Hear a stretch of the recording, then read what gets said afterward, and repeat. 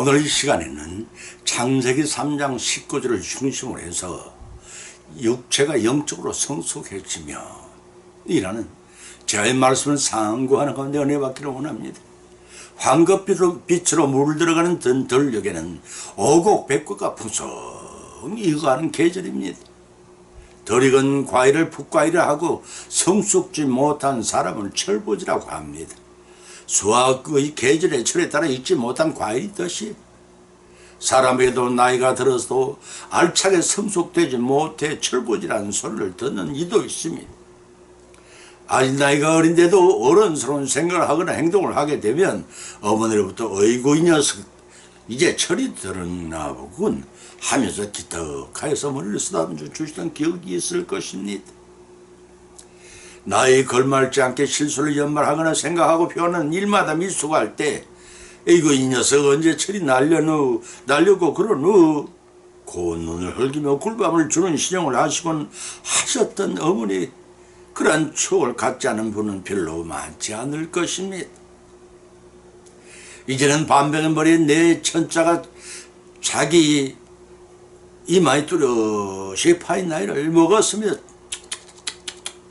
당신 나이가 얼마인데 아직도 철부지 같은 소리를 하시는 거예요? 하면서 어이없이 웃게 만드는 그 사람 아직도 인생에 철이 덜 든 사람이라도 무방할 것입니다. 우리나라 속담에 철들자 망령이 든다는 말이 있습니다. 부모의 눈에는 아무리 나이를 먹은 자식도 철이 없이 보이는데 철이 들자 망령이 드는 인간을 하나님 보시게 오죽이나 미숙하다고 여기시겠습니까? 육신적으로는 자라야 할 때에도 발육을 제대로 하지 못한 육체를 소유하는 자녀들도 부모의 근심과 걱정거리가 됩니다. 영적으로 자라지 못한 인간들에게 영혼을 보시는 하나님의 심정 또는 어떠하시겠습니까? 그런 불의의 사람들은 인생의 풋과일이여 성숙지 못한 철부지와 같다 하겠습니까? 그러나 바른 믿음을 생활하는 성도는 나이가 들어 육체가 성숙해지면 세 가지를 알게 된다고 했으면 첫째는 육체도 하나님이 창조하신 귀중한 것임을 알게 된다는 것입니다. 두 번째는 육체는 흙으로 돌아갈 수밖에 없는 존재임을 알게 된다는 것입니다. 세 번째는 마지막 때에 성령의 육체를 살려주실 것을 깨닫게 하신다는 말씀입니다. 이러한 말씀을 본문으로 삼고 상고하는 가운데 오늘 풍성한 빛의 은혜 만난 귀한 시간이 되시기를 예수님의 이름으로 간절히 축원을 드립니다. 아멘. 첫 번째는 육체도 하나님이 창조하신 귀중한 것임을 알게 된다고 했습니다. 창세기 2장 7절로 8절을 쳐다보면 여호와 하나님이 흙으로 사람이 지으시고 생기를 그 코에 불을 넣으시니 사람이 생명이 된지라 여호와의 하나님이 동방의 에덴 동산을 창설하시고 그 지으신 사람을 거기 두시고 라고 기록하고 있습니다. 천지 만물을 말씀으로 지으신 하나님께서는 당신의 형상을 닮은 사람이 살기에 최적의 환경과 먹고 살기에 풍족한 환경을 만드신 후 제일 나중에 사람을 흙으로 빚으셨다고 했습니다. 동방에 에덴 동산을 창설하시고 거기서 살게 하시고 우주 만물을 다스릴 하나님 대리의 권자로 세우시고 살게 하셨습니다. 하나님께서는 아담에게 구두 언약을 맺으시며 동산의 실과는 마음대로 따먹되 중앙에 있는 선악과를 알게 하는 나무의 열매는 따먹지 말라 먹으면 죽으리라고 당부하셨습니다. 이것을 가리켜 하나님과 사람 사이에 최초로 맺은 선악과 언약이라고 합니다. 그곳은 나군인지라 시간의 흐름이 없고 넓고 병들고 굶주림이 없는 나라요 행복이 가득 찬 곳이요 하나님과 동행하고 동락하는 그것들을 누리는 곳이기도 합니다. 그러나 웬일로 잘 된다 잘 풀린다 생각할 때 그와 반대되는 때가 찾아오고 있음을 알고 대비해야 낭패를 당하지 않습니다. 항상 즐겁고 행복하고 좋은 날만이 계속되리라 생각하는 사람은 어리석은 사람입니다.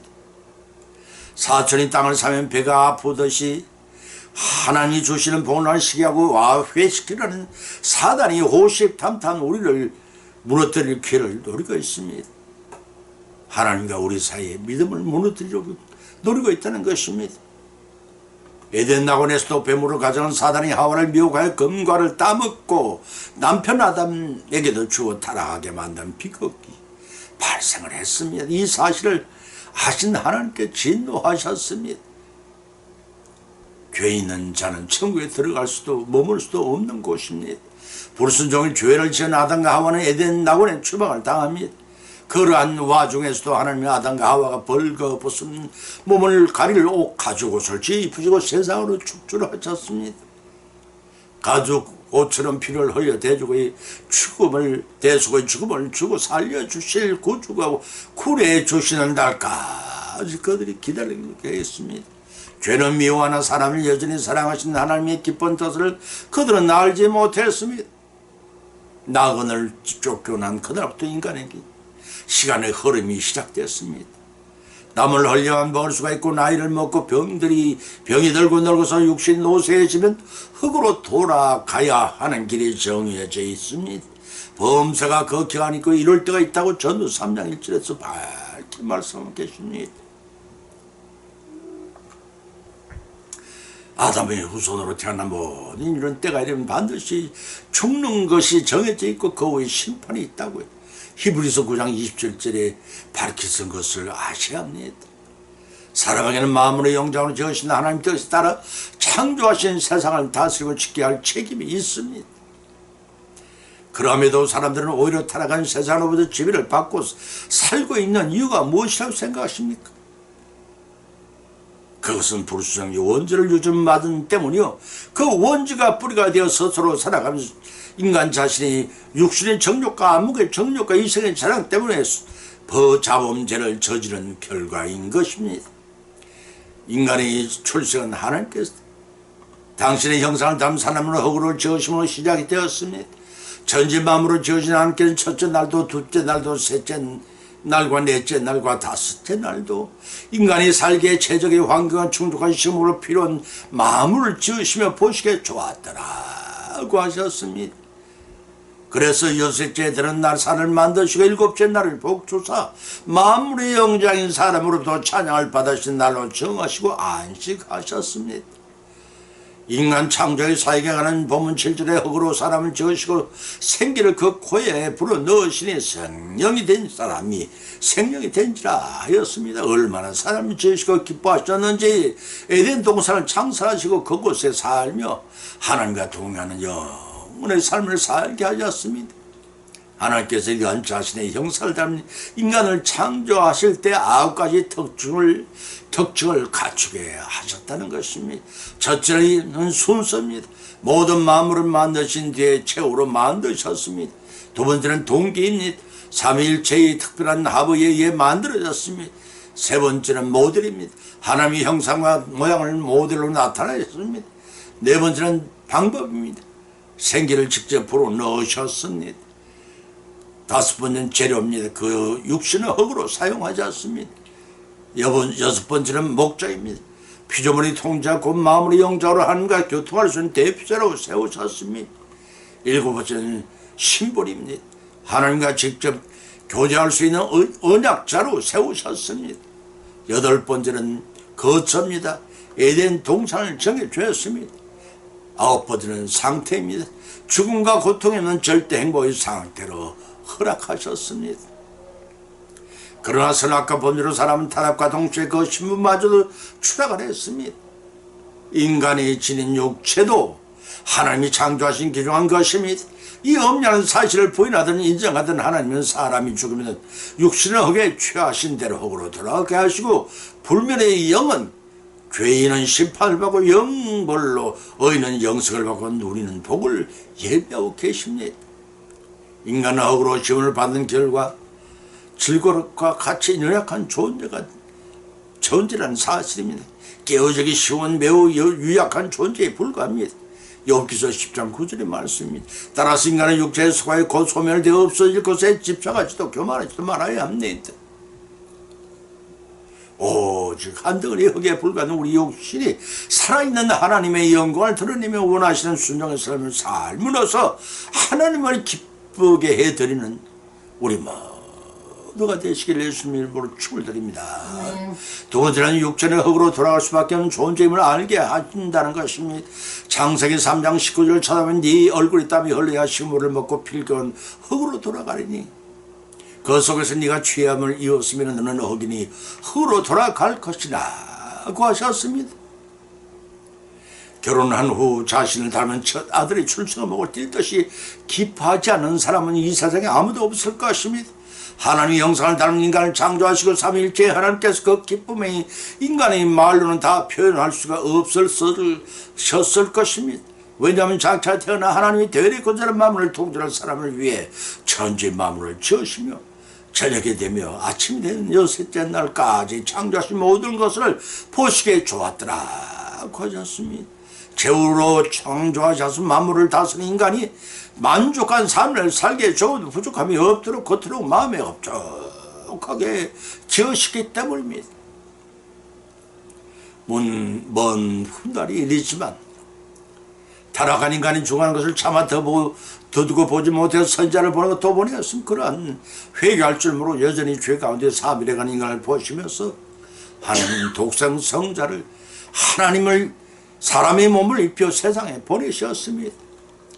요한복음 3장 16절에서 말씀하시기를 하나님이 세상을 이처럼 사랑하사 독생자를 두셨으니 이는 저를 믿는 자마다 주생 멸망치 않고 영생을 얻게 하려 하십니다.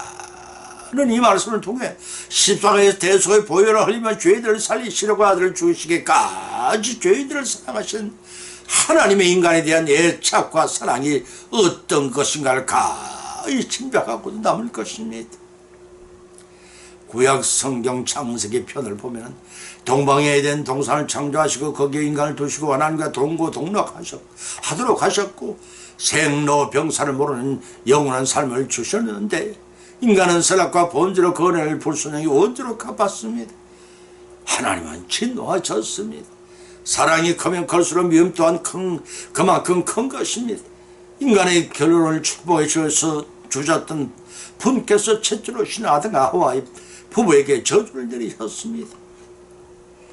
그러나 그러한 와중에서도 하나님께서는 창세기 3장 15절을 통해 여자의 후손으로 오실 예수님께서 때가 이르면 구원해 주실 것을 예언적으로 언약하셨습니다. 참 사랑하는 아들은 감싸주는 것이 아니라 징계를 통해 더욱 바르게 자라고 훌륭한 사람이 되도록 엄히 가르치는 법입니다. 히브리서 12장 6절로 8절을 찾아보면 주께서 그 사랑하는 자를 징계하시고 그의 받으시는 아들마다 채찍함이니라 하였으니 너희가 참으면 징계를 받기 위함이라. 하나님의 아들과 같이 너희를 대우하시나니 어찌 아비가 징계하시는 아들이 있으리요. 징계는 다 받는 것이거늘 너에게 없으면 사생자의 참 아들이 아니니라고 밝혀 있습니다. 이처럼 하나님께서는 아담을 사랑하셔서 본문 19절에 서대서 얼굴에 땀을 흘려 식물을 먹을 것이라고 하셨습니다. 손만 내밀면 먹을 것 지쳐도 깔려있던 에덴 동산은 달리 수고로운 일을 해야 먹고 살아갈 수 있도록 하나님께서 노동을 명하셨습니다. 때문에 인간은 노동의 형벌을 달게 받아들여서 회개하는 신명을 열심히 일해야 합니다. 그런 맥락에서도 사도 바울은 데살로니가 3장 10절에서 누구든지 일하기 싫어하거든 먹지도 말게 하라고 선포하고 있는 것입니다. 빌경은 인간은 수고의 덕을 먹다가 선악과 따먹은 아담 불순종의 원죄를 유전받고 거기다가 스스로 저지른 잡은 죄값으로 흙으로 돌아가는 것이 필연적이라는 말씀입니다. 또한 본절의 중만절 이하에서 필견은 흙으로 돌아가니 너는 흙이니 흙으로 돌아갈 것이나 선언하셨습니다. 하나님께서는 인간에게 헤아려서 한평생 동안 땀을 흘리며 일을 하는 노동의 대가로 먹고 사는 중부를 내리셨고 죄값으로 죽음을 맞이하여 지금 받은 흙으로 다시 돌아가게 하시다는 뜻입니다. 들을 귀를 가진 자는 성령께서 어리석은 종의 입술을 통해 듣고 믿게 하실 것입니다. 하나님께서는 우리 인생들을 지구에 채울 인원이 모자라서도 아니요 군 받을 충만한 수가 모자라서도 아니요 오직 사랑하시기 때문에 영생의 복을 주시려 하십니다. 육체는 반드시 흙으로 돌아갈 수밖에 없는 존재인 것을 알게 하셔서 그때가 차기 전에 주신 기회를 잃지 말고 독생자를 죽이시기까지 우리를 사랑하신 그 사랑에 순종하여 멸망당하지 않고 모두 영생을 누리시기를 예수님의 이름으로 간절히 축원을 드립니다. 아멘. 세 번째는 마지막 때 성도의 육체를 살리실 것을 깨닫게 하신다고 하셨습니다.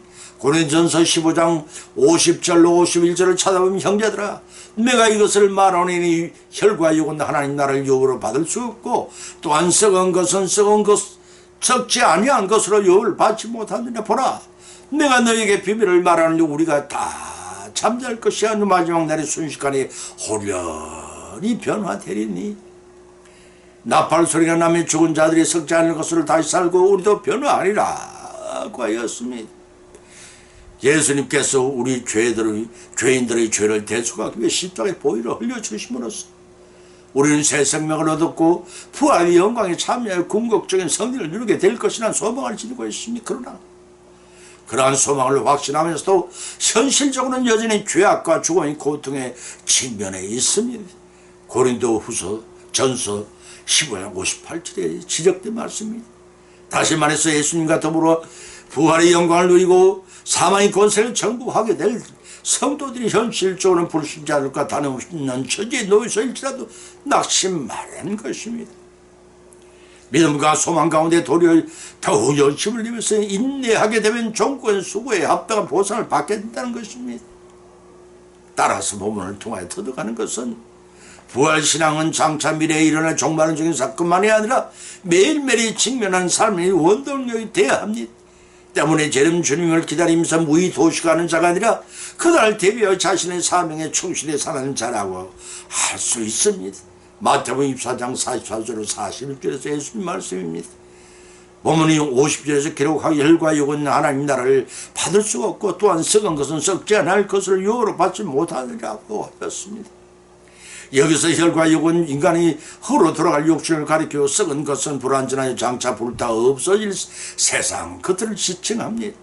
이러한 것들은 죄 아래 있는 것들이 이로 인해 성도들이 하나님을 욕되게 하고 대적하는 매개체가 됩니다. 반면에 썩지 아니할 것은 인간을 복되게 하고 하나님의 영원하게 섬겨 주님을 닮고 다르고 본받는 삶을 사는 신실한 믿음을 이룩하게 합니다. 하나님 믿는 성도는 썩을 것 썩지 않는 것들이 양립할 수 없음을 너무나 잘 알고 있습니다. 하나님과 배려하리 곧 마귀와 함께 할 수 있는 이치와 같다 하겠습니다구나. 썩은 것은 유한하면 스스로 멸망할 것이기 때문에 하나님이 나름을 유업으로 받을 수가 없습니다. 오직 썩은 새로운 피조물로 부활할 때에만 온전한 구원 곧 영생을 얻게 됩니다. 그렇다면 마지막 때 재림 때까지 살아 설육을 입고 있는 사람은 어떻게 되느냐 의문이 생깁니다. 보면 50절에서 이 의문을 풀어줄 말씀이 기록되어 있기를 너에게 비밀을 말하니 우리가 다 잠잘 것이 아니오라고 하였습니다. 여기서 비밀은 하나님의 종들을 통해 드러내신 계시 곧 장차 일어날 신비한 섭리를 지칭한다고 마태복음 13장 11절 로마서 11장 25절 고린도서 2장 7절 4장 1절에 밝게 기록되어 있으면 참조하시기 바랍니다. 그 섭리의 비밀이란 성도의 부활은 마지막 날에 일어날 놀라운 하나님의 섭리를 의미합니다. 그래서 이어지는 구절에 부원하기를 다 잠잘 것이 아니요 라고 하였으면 잠잔다는 것은 성도의 육체가 죽은 상태에 있거나 영적으로 죽은 상태를 가리킵니다.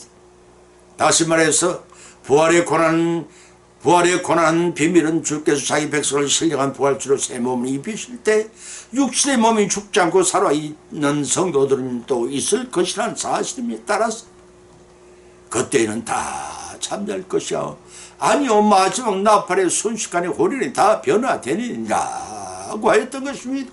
마지막 나팔이란 주님의 지상 재림을 알리는 천군천사를 불어댄 나팔 소리가 있은 다음 최후의 순간이 다다랐음을 알리는 선포하는 나팔 소리입니다. 마태복음 24장 4절과 계시록 8장 2절 10절 10장과 7절을 참조하시기 바랍니다. 그 나팔 소리를 신으로 해서 순식간에 호련히 변화되리라 하는 말씀이 떠서 이상 더 쪼갤 수 없는 재단의 시간 헬라어는 엔 아토모라고 합니다. 성도들은 눈 깜짝할 사이 하나님의 권능으로 이루어집니다. 이 부활은 짧은 시간 일어날 뿐만 아니라 하나님이 믿는 이 땅의 모든 성도에 동시에 일어나야 됩니다. 이미 육신이 죽은 땅에 묻혀있는 자든 육신의 생명이 붙은 자이든 그리스도 안에서 구속함을 입은 모든 성도를 총칭합니다. 짧은 시간이지만 죽은 자들이 먼저 보라고 살아남아있는 자들의 뒤를 따라 순식간에 순서에 따라 신령체로 변화된다는 뜻입니다. 데살로니가전서 4장 16절 17절 참조하시기 바랍니다.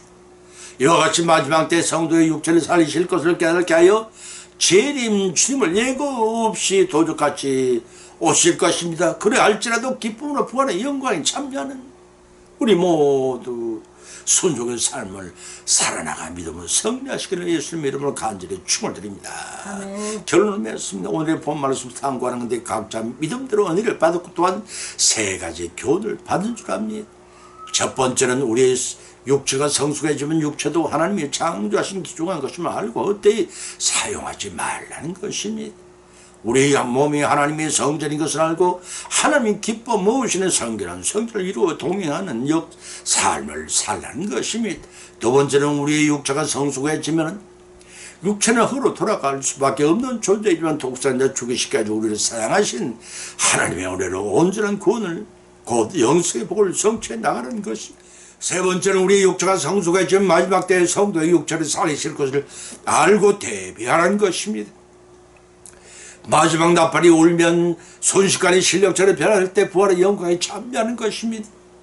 이러한 교훈을 받은 것으로 그치지 말고 생활 가운데 실천하여 한 번도 빠짐없이 부활의 영광에 참여하시는 우리 모두의 믿음으로 성령한 삶을 이루어 나가실 예수의 이름으로 간절히 축원을 드립니다. 아멘. 찬송가 330장을 올리겠습니다.